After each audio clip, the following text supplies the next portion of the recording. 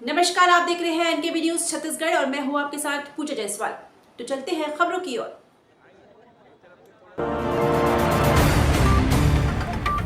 पत्रकार सुरक्षा कानून लागू होने पर मुख्यमंत्री भूपेश बघेल ने सभी पत्रकारों को दी बधाई। बीजेपी के वायरल सूची को लेकर के मुख्यमंत्री भूपेश बघेल का बड़ा बयान। कहा, भाजपा की सूची का लीक हो जाना उनकी आंतरिक गुटबाजी को बताता है, वरना भारतीय जनता पार्टी का सूची लीक हो जाए यह संभव नहीं था।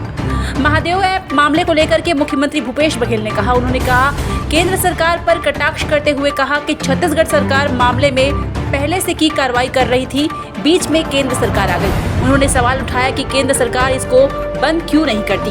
भूपेश बघेल ने पूरे मामले को राजनीतिक षड्यंत्र बताया। जाति जनगणना मामले को लेकर के मुख्यमंत्री भूपेश बघेल ने कहा, देश में जातिगत जनगणना को लेकर मचे सियासी उथल-पुथल के बीच सीएम भूपेश बघेल ने केंद्र सरकार से पूछा कि जब छत्तीसगढ़ में ओबीसी की गिनती की जा सकती है, सामाजिक आर्थिक सर्वेक्षण करवाया जा सकता है, तो केंद्र की भाजपा सरकार 2021 की जनगणना क्यों नहीं करवा रही है।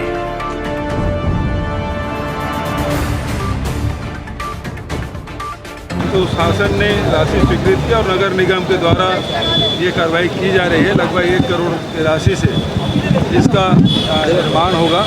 बाबा साहब अम्बेडकर के और सभी साथियों की जो भावनाएं थी उसके अनुरूप ये काम हो रहा है। इसके लिए मैं नगर निगम को धन्यवाद देता हूं और सभी बौद्ध समाज के साथियों को बधाई और शुभकामना देता हूं।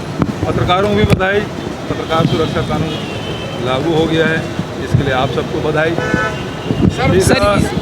भारतीय जनता पार्टी की सूची जो निकली है उसमें काफ़ी सरपुटवल हो रहा है और ये उसके आंतरिक गुटबाजी का परिणाम है, वरना भारतीय जनता पार्टी की सूची लीक हो जाए ये संभव नहीं था। लेकिन यदि सूची लीक हो गई उसके तहत ये है कि आपका तो टिकट था लेकिन लोग विरोध कर रहे हैं, इस तरह से बदला जा रहा है। मतलब एक तरफ नाम घोषित भी कर दो, दूसरी तरफ काट।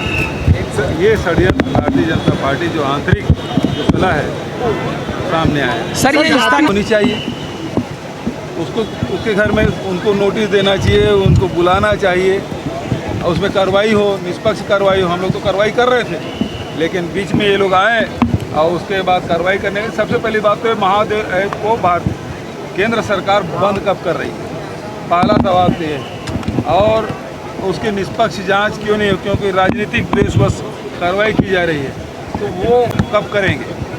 जनता पार्टी वो आरक्षण के विरोध में और ये कोर्ट के एक आदेश था कि किस आधार पर आपने पिछड़े वर्ग को 27% दिया है और ईडब्ल्यूएस के यदि 10% दे रहे हो तो किस आधार पर। तो केवल पिछड़े वर्ग के और ईडब्ल्यूएस के हम लोगों ने हेड काउंट कराया था और हेड काउंट में ये पाया गया कि ये करीब 43.5% ओबीसी है और 3.5% ईडब्ल्यूएस है।